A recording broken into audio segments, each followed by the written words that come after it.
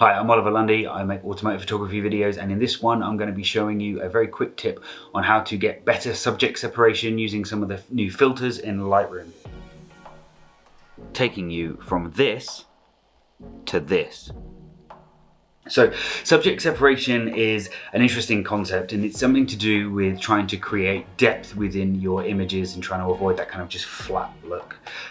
There's various different ways that you can achieve it. You can make it that your subject is the dark thing in an otherwise light scene. You can do the opposite, make it the lightest thing in an otherwise dark scene. So if you're shooting a white car, shooting it in a dark environment and having it pop out that way is great. You can do it with color. You can also do it with depth of field by blurring the background as much as you can and keeping your subject sharp. That instantly creates some separation between your subject and the background. You can do it by framing the subject and then having a foreground frame, whether that's some trees or bushes, an actual wooden frame, all sorts of different things that you can do to create separation. But this method is about adding some haze into the background and behind the car in order to make it pop out more and have some subject separation. So we're effectively going to be adding a kind of hazy effect as if there was either fog or smoke or heat haze behind the vehicle. So for that, we're going to be using this photo I took of a McLaren some time ago.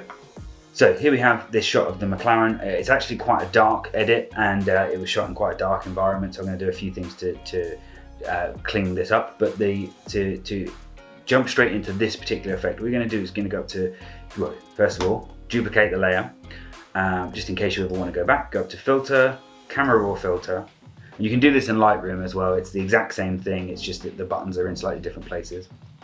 So the first thing is that the subject isn't popping out too much because it's quite dark. So we'll go up to the filter section and we're going to go select subject.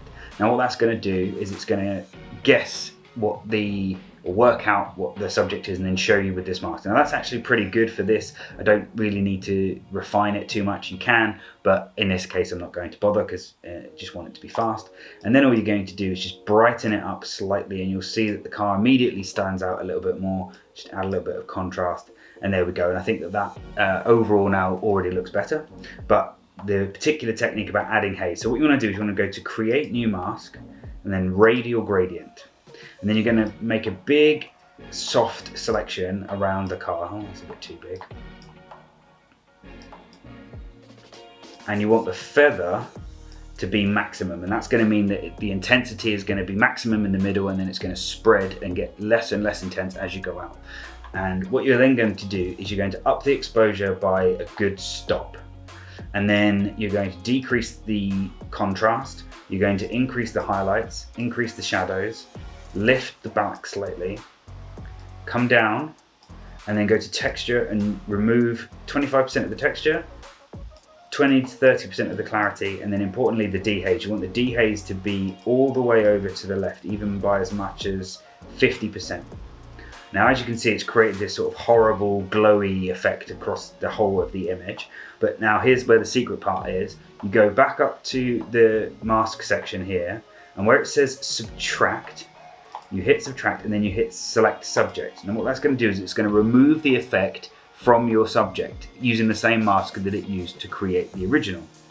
So now as you can see, that sort of misty, hazy effect has now completely been removed from the car. Now at this point, you can leave it as is and think, yep, that's now popping right off the background, I like that effect. Or you can fine tune this now. So you can go back in and you can reduce the light or the exposure of the effect or increase it, and you'll get more or less of the effect.